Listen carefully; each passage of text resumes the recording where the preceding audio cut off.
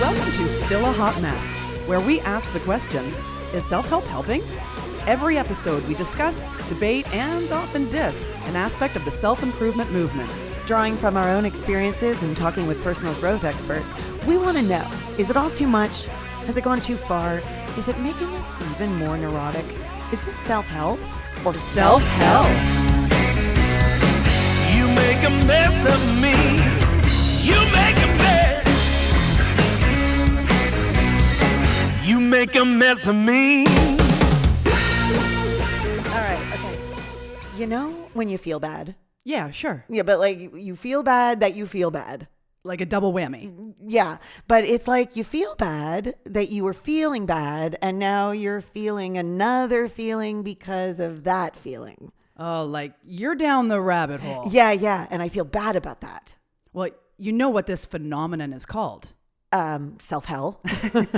Well, yes, it feels like it. But those feelings about feelings have actually been given a name. Oh, okay. I can tell you're real excited about this. Well, I am, because I have felt those feelings. And because of what I do for a living, like when I'm down and out, I usually have to dig myself out of the rabbit hole because I feel such shame and guilt. Like I actually feel like some kind of fraud, right? Because I'm not, just in a good mood all the time. Like when I feel... Imposter syndrome. Yeah, imposter syndrome. When I feel sad or depressed, I just like, oh my God, there's a lot of meta feelings.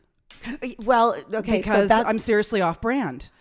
Right. Okay. So meta feelings. Yeah. Right. So for those listening to this episode, I recommend having a bottle of your favorite or like just your favorite mood enhancer nearby and have a hit every time we say the word feelings.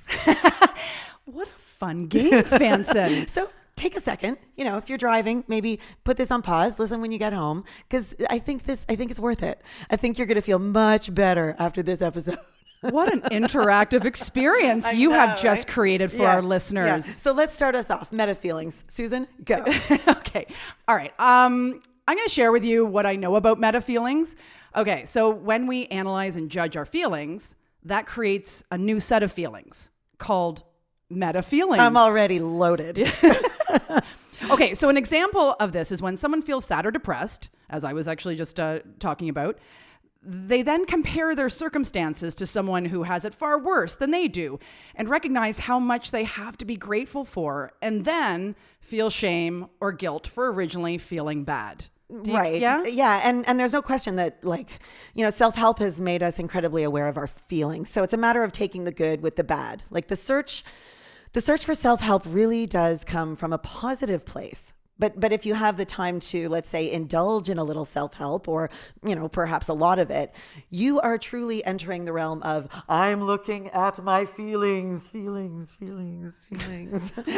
not only interactive, but we've got now some sound effects. We have an echo chamber. Oh, yeah. You're on fire today. But the good news is meta feelings aren't always negative.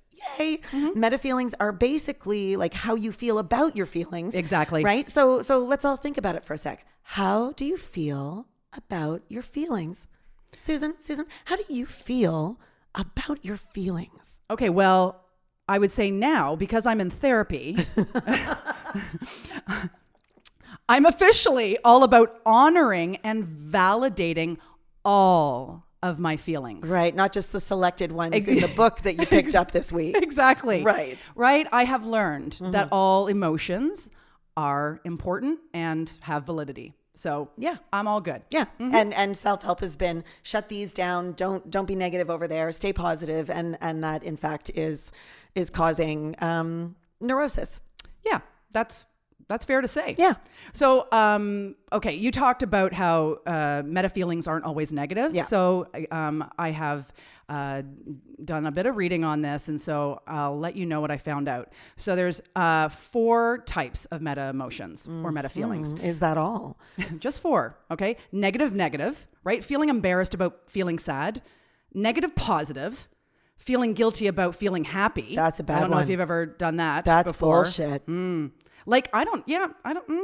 think I've been there. Positive, feeling hopeful about feeling relieved. I like it.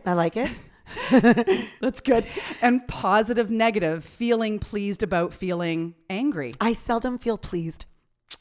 I don't like the word. This one I don't wanna feeling feel pleased pleased. about I feeling. don't want to feel pleased. Look, I feel fine. I feel good. I feel contented. I wonder if they're talking about more of like a cathartic feeling Maybe. about being angry or feeling angry. Pleased about feeling angry. Anyway, studies have proven that negative meta emotions or meta feelings are the most common type. And I think this indicates that many people feel bad about their negative emotions. So there you are, Fanson. You're a statistic. Nice. Gnarly. Okay. I think that's because we have more negative type emotions than positive. So we remember negative things more strongly and in more detail. So fortunately, there are psychological reasons for this. And it's good to know that. To know it's not you, it's your nature. It's all of us. So, okay, the self-help industry and its experts tell us how to feel positive in order to be, healthy and successful. And we hope desperately or expect those results. But if we don't feel like we're getting them, when we don't feel happy, joyful, or peaceful, we begin to then judge ourselves. Ooh, judgy judge. And here come those self-absorbed meta feelings of shame, guilt, embarrassment, or self-loathing. Such there good it is. stuff. Oh, we're getting to the root of it today. Okay, well, a symptom of the self-improvement movement is that it's a potential minefield of meta feelings. Oh, I think you're right in saying Positive, that. positive, negative, positive. I don't care. It's just a lot of feeling. Yeah. But so before I forget, I want to mention the tendency to focus on negative information since meta feelings weigh on the negative side. Yeah. So the brain handles positive and negative in different hemispheres. Don't know if you knew that. Negative emotions tend to involve more thinking.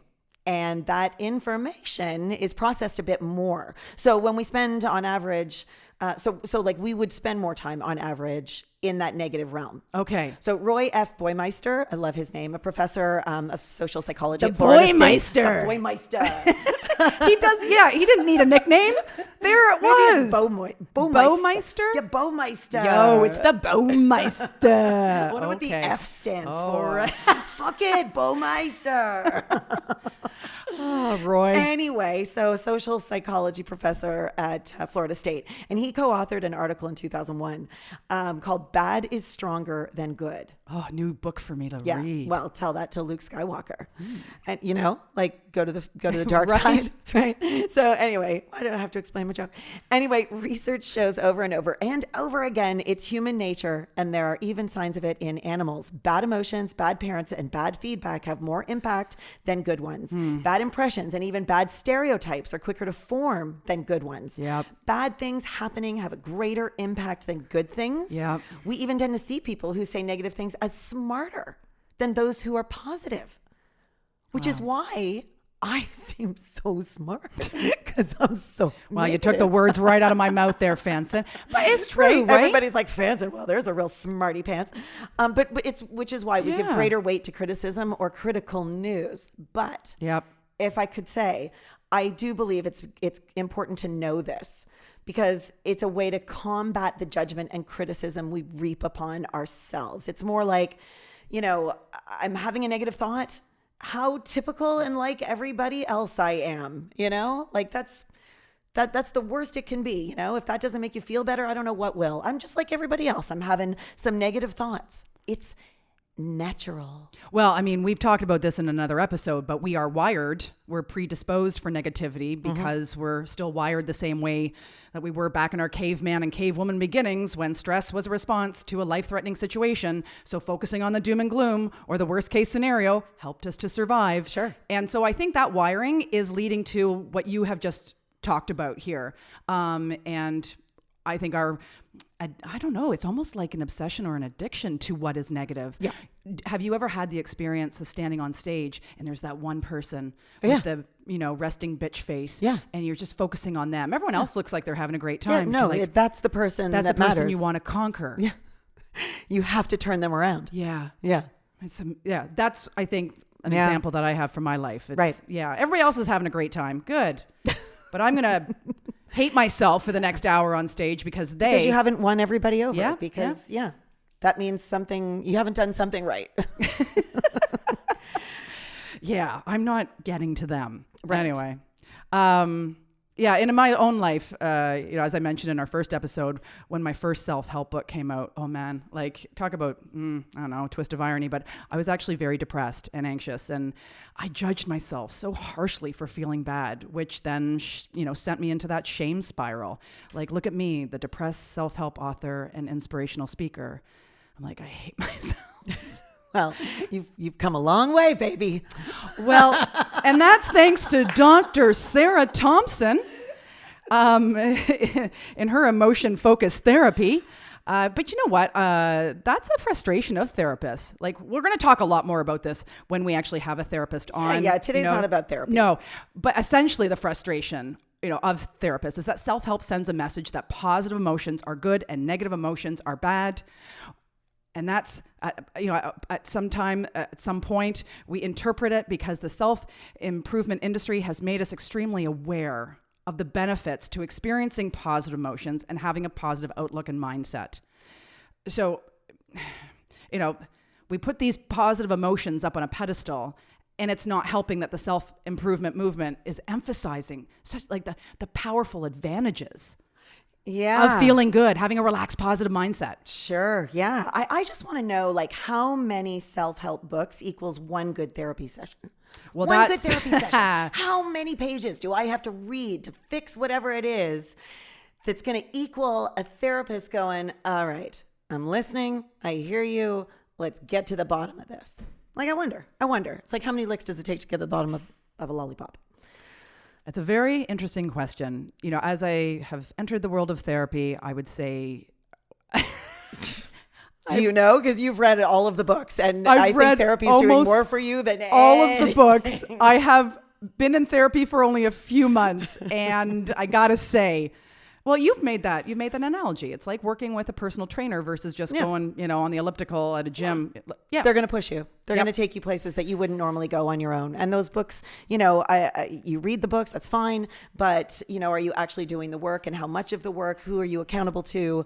But when you show up and there's, somebody there who's doing the work with you, then you're just more apt to do it. And you're not going to maybe gloss over stuff because some trained professional is there to find those little bits and pieces and help you get to it. I'm not here to advocate for therapy. I'm just, I'm here to say maybe stop reading so much and go do something. Well, I think you're quite right in the way that your specific shit gets called out, where the book can't really get in there into your own personal psyche. So it takes a therapist. You're responsible for doing that on your own. Yeah. And how many people actually do that? Do you even know how to do that? If you've worked with a therapist, then I think you're more apt to realize that they're finding stuff that you wouldn't have thought of, that you weren't diving into. The world of psychology is so rich, and self-help just, it doesn't cover it. Anyway, today's not about therapy. No, it is. Isn't that funny? We said, okay, now that's good going to be for another episode. And then we just get on a little rant there. Yeah. It's good. Yeah. Yeah. But we should be back to the science behind happiness. The science asks the question, what causes happiness and what does happiness cause? This too, to me, feels a little bit meta. Well, I mean, we could just drink every time you said happiness there, I suppose, or take a hit. The science of happiness or positive psychology. What's interesting is that positive psychology has proven that 75% of our career success is determined by our interest in feeling good and our ability to be, resilient in the face of adversity. Mm-hmm. It's been proven. Happiness fuels performance and achievement, which is all well and good to know. But knowing that sets us up for a whack load of meta feelings when we're feeling down and out. Right. But we are prone as human beings to be competitive. Yes. And also to compare ourselves to others, which in many ways is a survival instinct. It was necessary for our survival. Hey, how does Cave Hunk Bob make his spear so sharp? What does Cave Babe Betty use to roll out her dough? So we need comparison for growth and advancement. Monkey see, monkey do in its purest form. Going with the monkey for a moment. When monkeys do the I see, I want. Yeah. I should have that. Uh-huh. Why don't I have that? I suck. I'm a failure. I'm a bad monkey. The truth is a monkey doesn't do that. I'm relating to the monkey. Right. But a monkey doesn't do that. No, that's true. The monkey, there's no narrative in the monkey's the monkey brain. isn't thinking, maybe if I just spend some time with my feelings, I'll understand this situation better. They just don't do that. They just hiss at you and steal your wallet. Like seriously, Costa Rica 2016, that monkey made away with my colognes, and I'm still upset about it. But you're right. We need to take a page out of the animal world. Okay. Didn't that make sense? No? I don't know. I'm trying to figure out where Well, this it's is just going. that, like, yeah, I mean, cows out in the field, What do they care? they don't have these neurotic No, thoughts. but it's not in their nature. No, it isn't in their nature. It's just that, like, wouldn't it be cool to be just Wouldn't it? Just a cow for a day. A monkey, a cow for a day.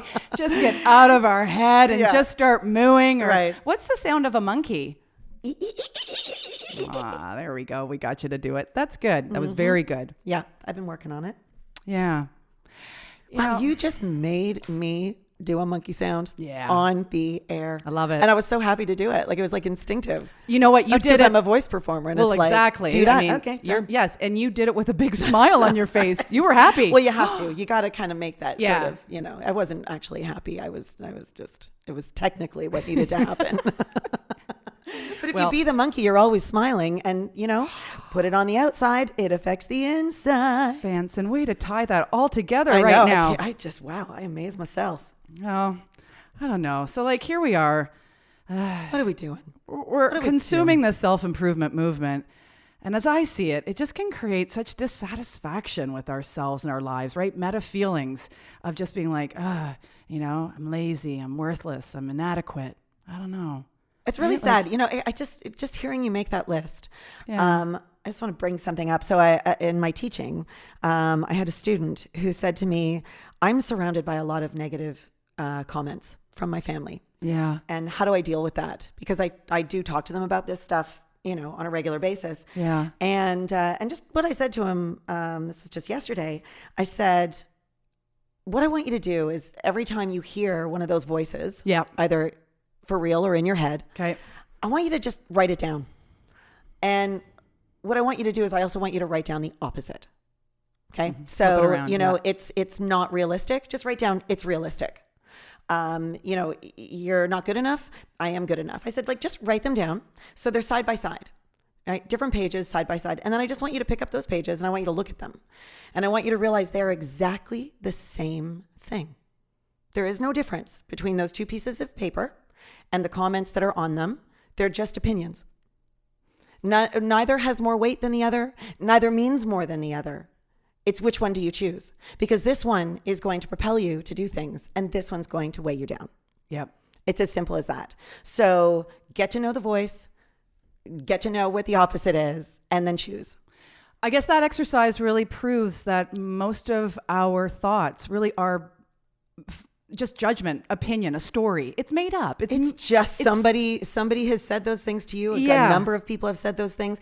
Maybe those people's dreams have died. Maybe they just feel like they're protecting you. It doesn't matter. It's just see them on two separate pieces of paper and go, wow, these don't mean anything. These are just words on a page. Right. Like, why do I put so much weight on these negative ones when these positive ones mean exactly the same thing? Like, I'm not trying to say, look at these positive ones, man, lean into those and just know that they're the same. It's what you want to do with them. This reminds me of a step in Byron Katie's work. It's called The Work, and it's an inquiry into our thoughts. Did she copy from me again? She really just has to, find her own way. She really does. No, she has these 4 questions that you ask yourself when you're suffering, when you're in the struggle, by getting all caught up and drawn into a negative story or a negative thought. And I know the first question is it true? How would I feel? Or can I prove that it's 100% true? Okay, she did not. This is not original. No, it's psychology, but she's just God. packaged it up beautifully. Sure, okay. And now put a little bow on it. Now she's famous. Great. So she wrote a book about it. Good now girl. she's famous. Awesome. I can't, that's fine. Yeah. Is it 100% true? How would I feel if it wasn't true? And I think there might be one more question, but I know that the bonus exercise in her work is to take your thought and flip it around to be the opposite. Oh, okay. And she does it to prove that, look, both of these truths can be almost held up in this, the same time. Oh, wow. So I just totally plagiarized her. No, but her point is that look at that it is all made up. If you can say both of those things, Yeah. it's Well, it is essentially it's what fiction. I said. Yeah. I would like to make a point about that. I haven't read any of the books. No, and I just came up with that shit. So look, anybody can write a self-help book, guys. I think what that's mean? definitely what we just proved here. And for those of you playing along, you can use the short version of the word feelings. You can just use the root of the word. So if we say feel, Okay. yes, that also applies because we have done that. So you can always go back and make up for those. If we said feel and you didn't think that it was in the rule book, you definitely can. I just want to make sure they're aware of that. Way to Yeah. make sure everyone's nicely We're all inebriated. juiced up over here. Well, when you're talking about feelings, it's good. You might want to break this episode up into a few segments if you are actually going to take a hit every time we say feelings. You might want to drink about it, as I say, or smoke about it or something. Yeah. No, it's a lot. It is a lot. But I like this conversation we're having here today, Fanson. So I know. So I know what I think helps relieve. Here's what I think. Okay. Helps relieve us from these feelings of like these meta feelings, right? Mm-hmm. Yeah. Like these feelings on top of feelings. Yep. I'm not saying resist becoming aware of yourself and how you roll. Yeah. Awareness is key to becoming a functioning human with Hallelujah. integrity and accountability. And that can feel shitty. It's easier to be like, hey, no integrity. I don't have to keep my word. And hey, no accountability. It's everybody else's fault and problem. So I'm not advocating for that. I'm just concerned for our well-being when we can't get out of our own way, when we go down the rabbit hole of self, when we become consumed with ourselves instead of interested and helpful to others. My go-to personally and what I teach and coach and wherever I can slip in unsolicited advice is this: get in your body, do something. And maybe, don't look in so far that you can't see out. Yeah. I love that. Get out of your head and into your body. Yeah. Just get the fuck out. Yeah.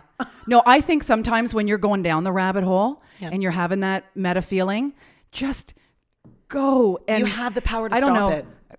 Go see if your neighbor needs anything, or go for that walk, or go out dancing. Something. Yeah. Yeah. Like the bottom line is you have the power to stop it.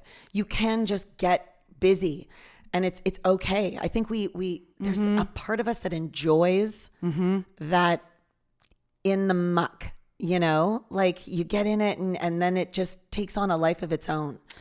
It's hard to go, stop. And I think we're always looking for like, how do I stop? Well, you just get the fuck out. Yeah. I mean, we've talked about this too before, is that, there's a lot of casual forms of meditation.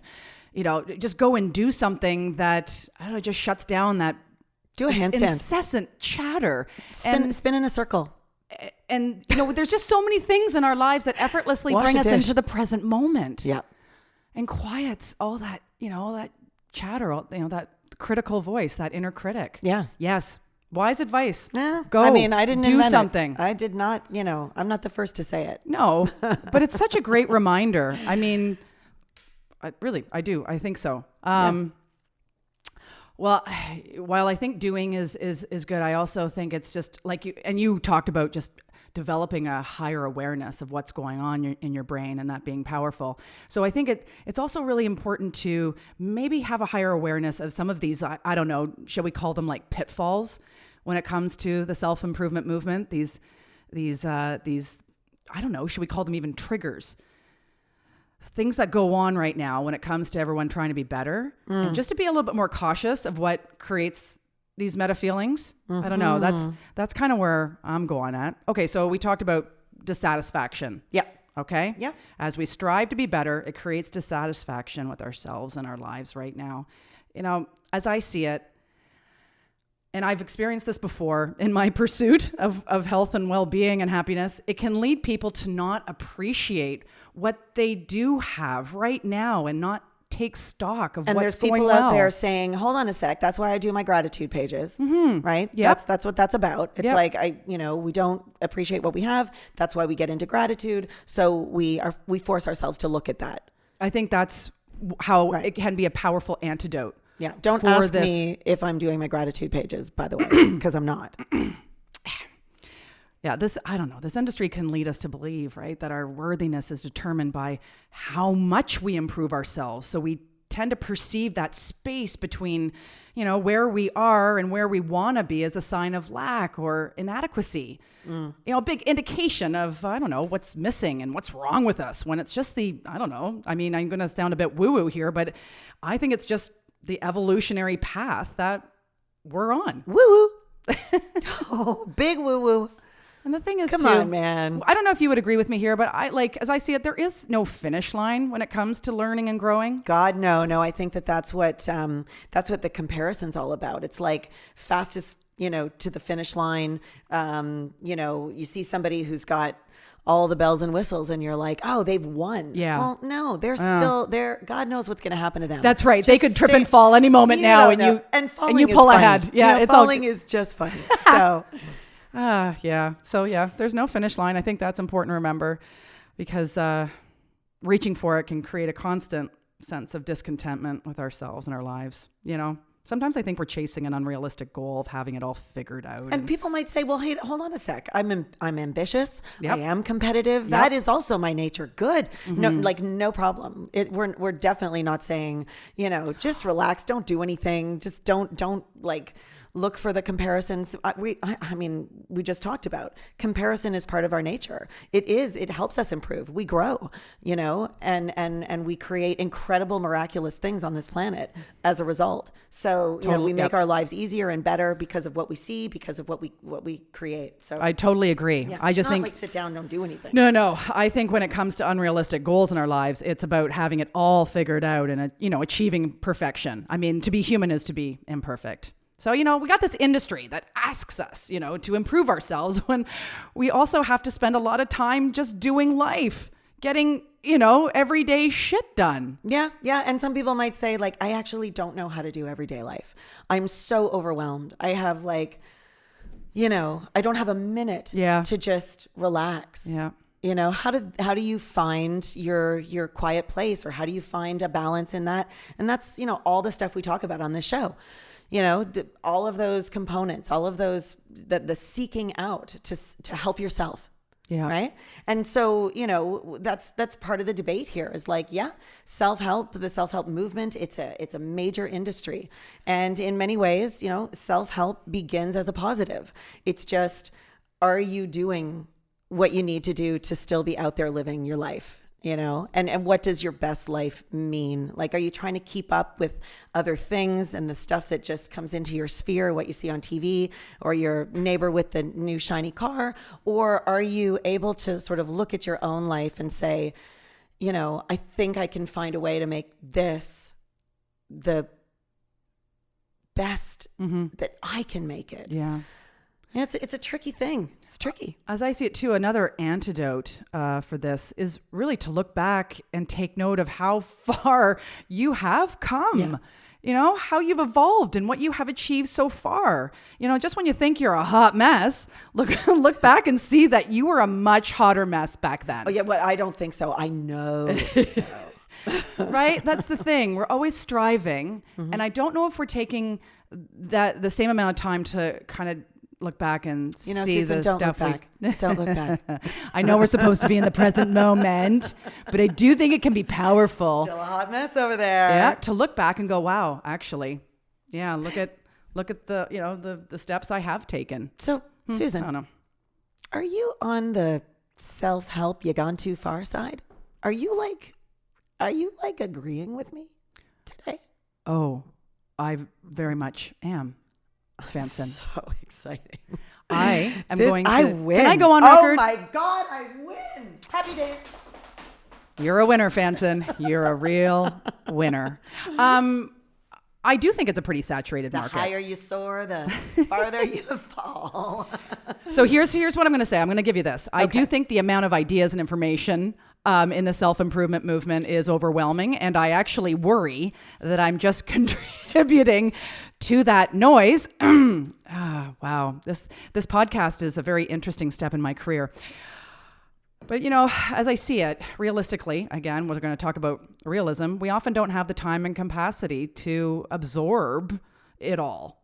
which can cause a feeling of letdown when you don't apply what you've learned in the book or at the retreat or at the conference, right? Like, I know women have come up to me and said, oh God, I hope I remember all this today. And I hope I, actually do what you're talking about. And I think, go easy on yourself. You probably won't. Yeah.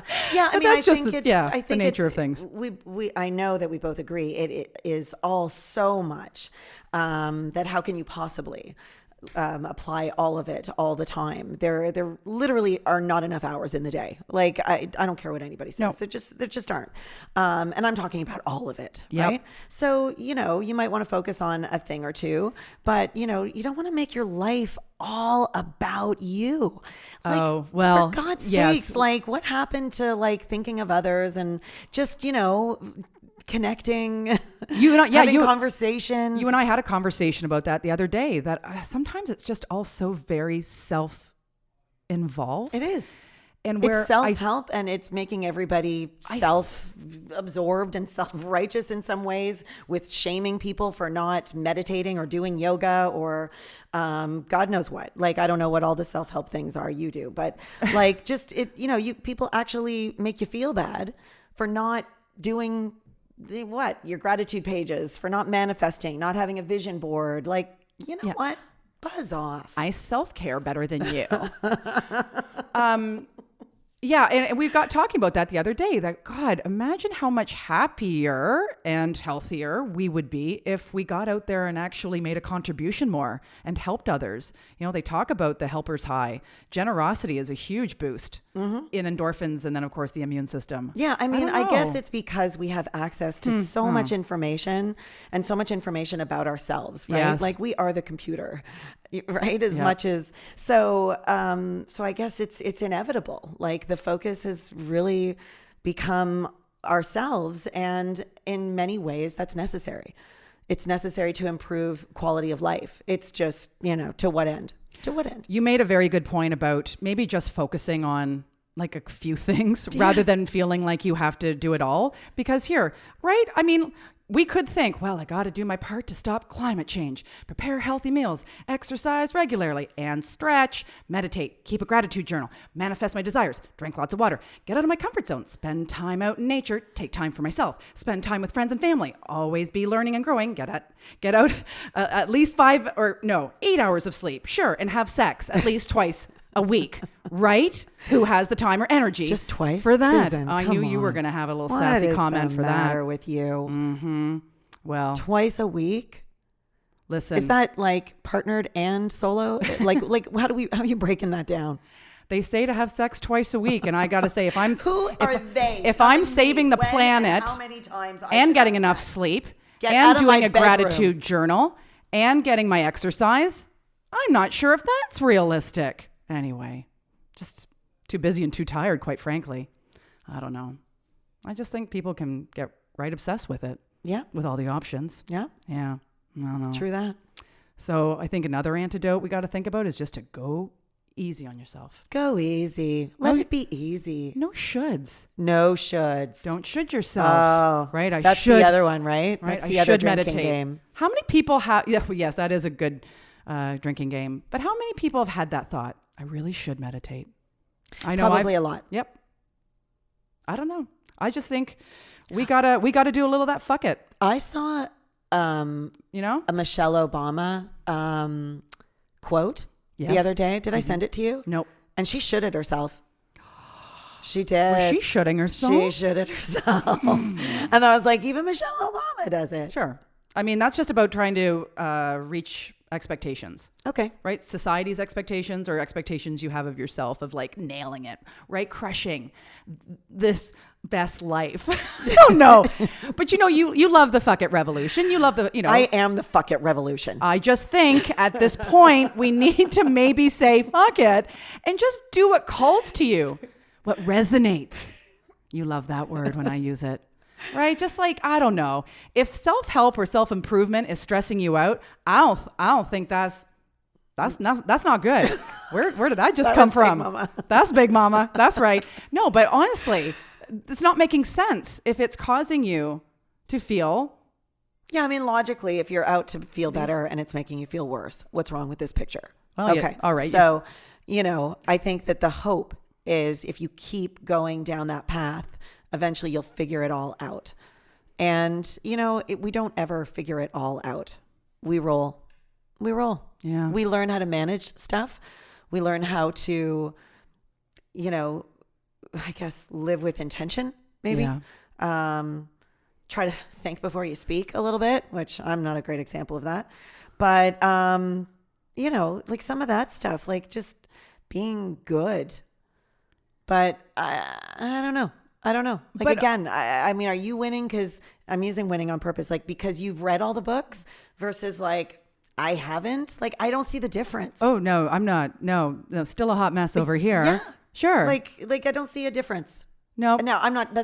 And we're not saying, we've never said that I haven't pursued self-help in other ways. I just didn't go the book route. No, exactly. Route. Depends where you're from. Route, whatever. But I just think we ask ourselves, okay, what do I want to do rather than what I should do? Right? Sure. Do you remember, we had Louisa Jewell on recently, and she talks a lot about resiliency and self-confidence. And she knows a thing or two about happiness too. And she said that women tend to have that story in their minds that they have to be doing great in all areas of their lives, right? Just crushing it on in every way possible. And then she says, how about we just choose 3 or 4 areas of your life that you really want to be great at and really nurture. And those are subject to change. Absolutely. It's a living document. You got it. Yeah. And then letting the other areas of your life go a little bit, like just kind of say, all right, I'm going to be average. I'm going to be average over there. I'm going to, maybe you do want to be in great shape, but you don't really. Or I just want to let myself go. Don't really want to know how to cook. The I don't real know. me is in here. That's right. So the rest of this means nothing. Before I think we wrap up. I know. I don't want to get you too excited. I just want to say a couple things about social media. Do you want to say feelings a few more times? I do feel, wow, someone's getting hammered right now. I feel.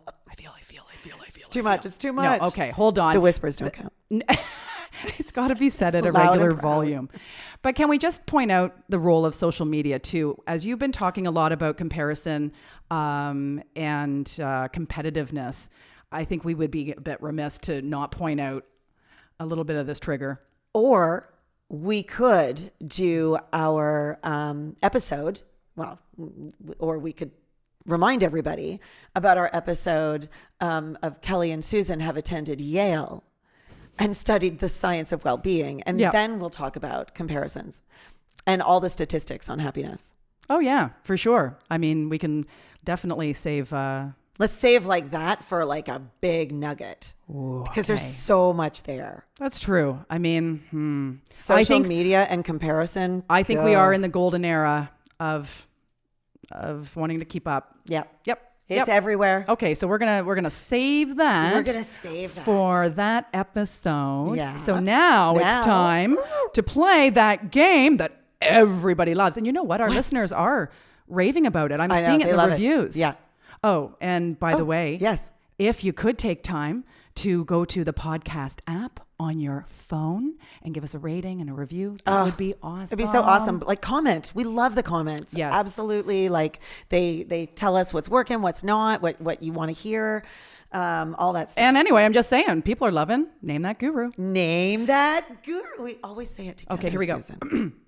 Name that guru. This is when we read 3 self-help quotes to each other, and we try to identify what self-help author said it. That's my TV announcer voice, by the way. I love it when you do that. I love reading it's like that. We never I love doing that, it. But one day you just did it, and then you did it like the next day, and I was like, I love that you do that. Like, you just lay it out every time. It's the same phrase. We can all count on it. Yeah. And you sound good doing it. Thank you. A little Ed McMahon for everybody there or something. I don't know, but thank you. I enjoy doing it. Awesome. It makes me feel happy. So do you want to go first or should I go first? I wish I had brought some alcohol to... We wouldn't have made it to the end of this podcast. No. In fact, that would have been great.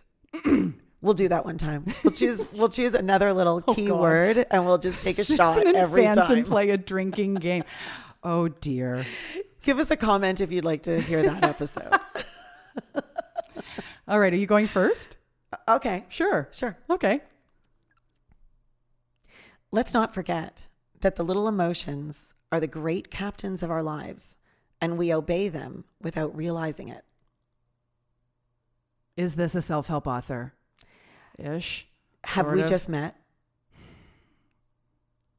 Somebody is talking about emotions. Let's not forget that the little emotions are the great captains of our lives, and we obey them without realizing it. Captain Stubing. Ooh, I wish. I don't know who that actor was. I just thought, oh, he's speaking of the being a captain. Captain, that's But there's a lot of captains. Captain Crunch.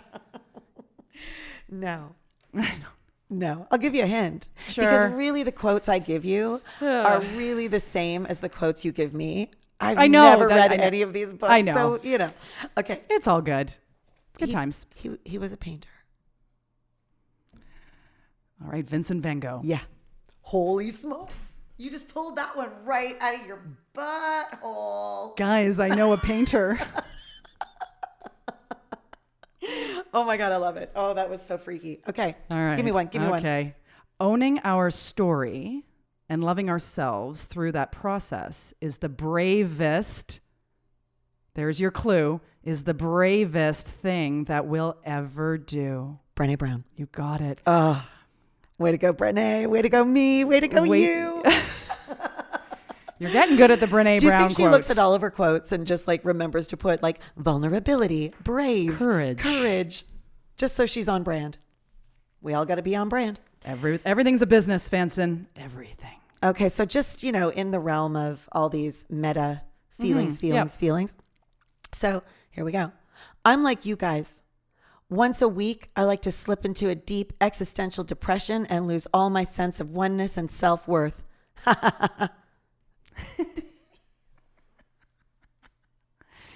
Is that by you? No, Really? Yeah. Because that's it's not me. kind of you. It's kind of me. Okay. If I was like a 25-year-old skinny white boy. Justin I Bieber? don't know if he's 25. Justin Bieber? Nope. Comedian. Like a stand-up? Mm. Ish? He's multi-talented. God. 20, like young though. He's young. Huh. I don't know if he's 25. He might be older than 25. Yeah. I don't know. I don't know. Bo Burnham. Out of the abyss, baby.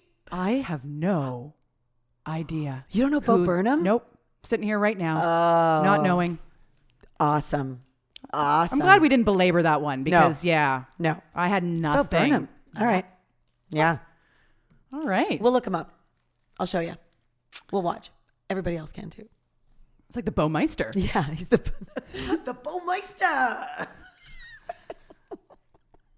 What a callback. All right. That was very good. Okay. To be yourself in a world that is constantly trying to make you something else is the greatest accomplishment.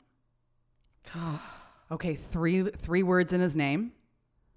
I have used him before and named that guru.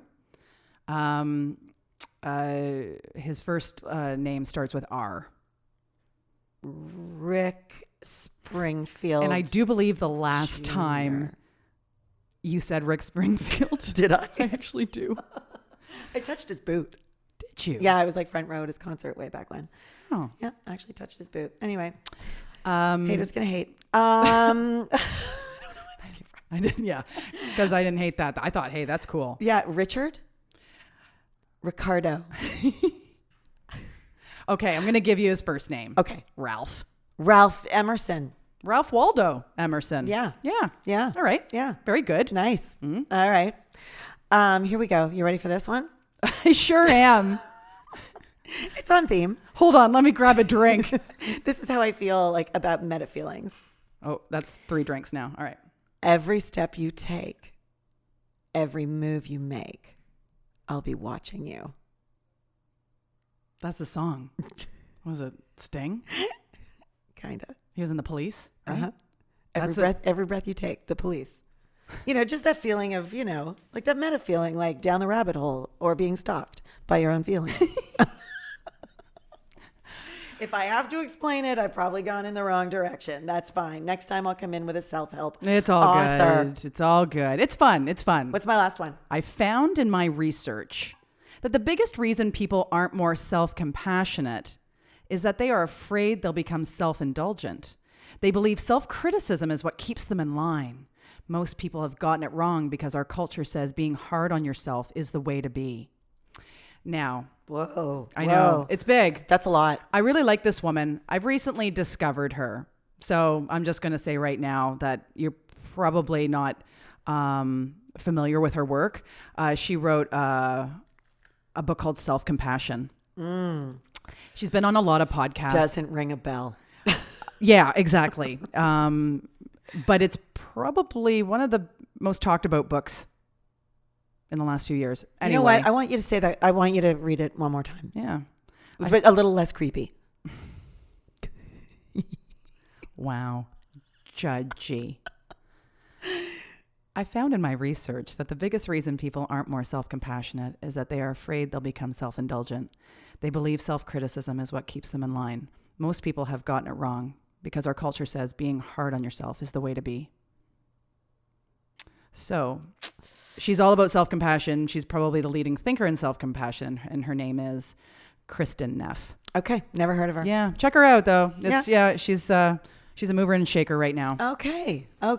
It's good to learn about new gurus. Mm-hmm. Yeah, she's pretty big deal right now. Huh. All right. Just like you. Just like me and just like you. Well, I think that's it for today. It was a good one. Yeah. Yeah. I mean, we like to we We're like to rate ourselves. We're going to rate and review right now. Well, I feel. How do you feel? I feel good about it. Yeah, I'm having some good feelings too. And why wouldn't you? Why not? You're Kelly Fanson. And you're Susan Stewart. And we're still a hot mess. You make a mess. You make a mess of me. You make a mess. You make a mess of me. Welcome to our gratitude moment. Big thanks to Monkey Junk for their song, You Make a Mess. You can download their whole song anywhere you download music. Thanks to our sponsor, Purple Jade Wellness Center. And also thanks to the Pod Plant. This is where our voices go into these mics through the magical power of Mike Wixon and into your ears. And are you a subscriber? Make sure you subscribe to our show so you don't miss out on any new episodes. And be sure to hang out with us on social media. You can find us on Facebook at Still a Hot Mess and follow us on Instagram at Still a Hot Mess Podcast. And thanks to you, Susan Stewart. And thanks to you, Fanson.